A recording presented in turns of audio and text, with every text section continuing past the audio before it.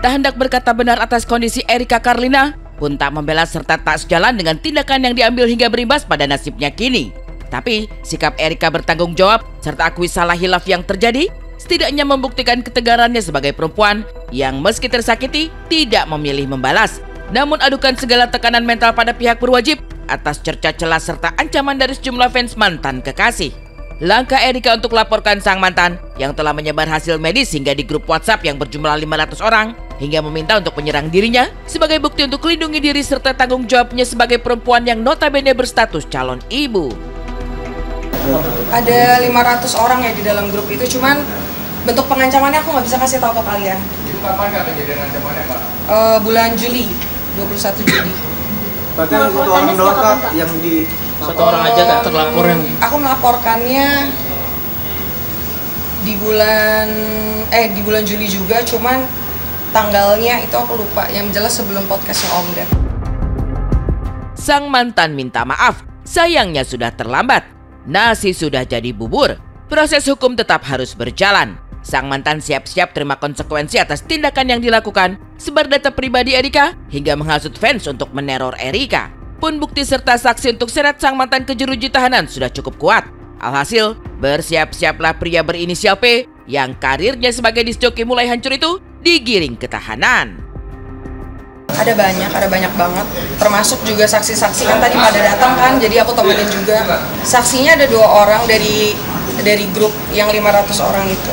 Ada foto USG aku, data-data pribadi aku yang disebar karena kan memang ininya kehamilan aku ini kan tadinya ditutupin sama aku ya. Sama dia secara sengaja disebarluaskan ke orang-orang ini dan mengharapkan orang-orang yang ada di grup ini 500 orang ya menyerang aku, dan bentuk ancamannya, bentuk terornya juga udah aku dapetin gitu, dan semua buktinya ada. Maaf diberikan DJ Brevi, tapi proses hukum tetap berjalan.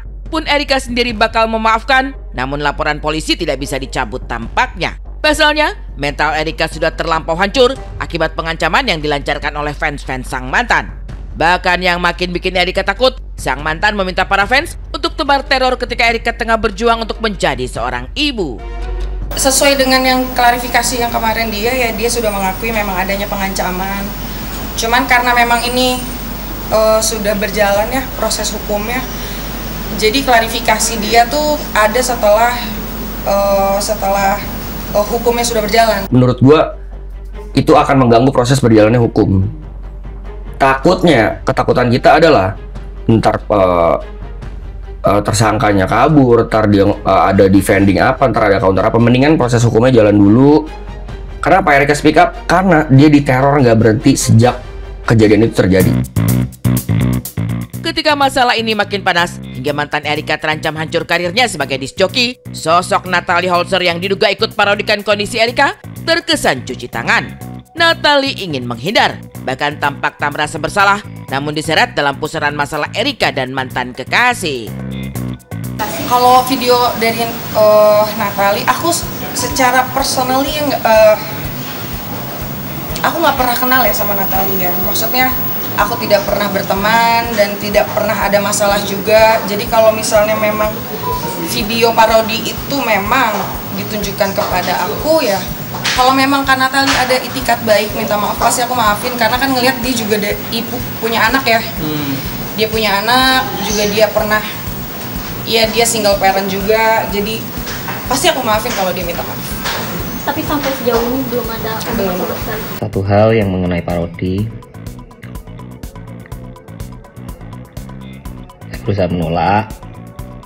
Di sini saya yang salah karena saya kurang tegas dalam menolak.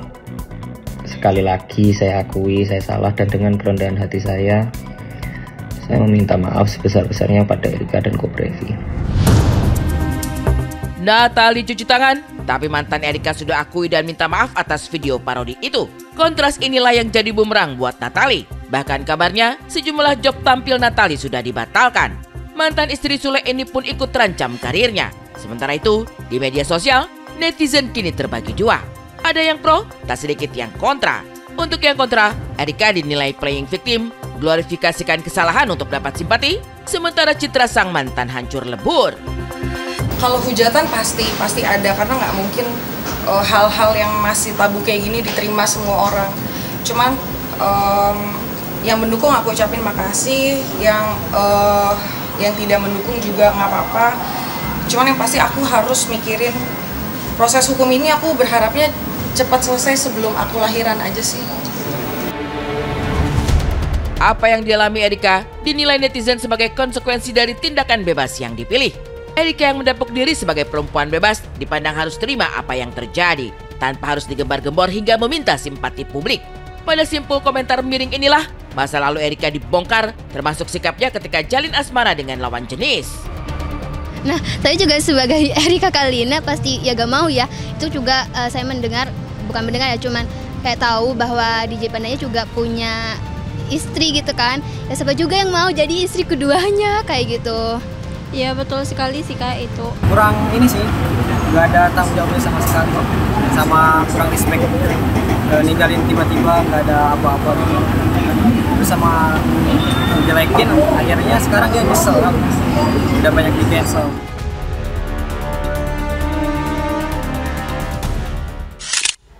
Ya pemirsa, sepertinya ujung pengancaman ini berlanjut ke ranah meja hukum hijau, ya. Itu masih dia. dari proses, kita akan lihat kemarin sudah dipanggil Erikanya, tapi kita juga udah tahu sosial media juga rame beberapa klarifikasi dari DJ Panda sendiri, tapi yang saya fokusnya lebih banyak ke komentar netizen. Betul ini ngapain sekali. klarifikasi? Apakah curhat kok, kronologinya dijelasin dari awal sampai akhir gitu Kayak ya? lebih ke baca speech sih ya, begitu ya pemirsa ya.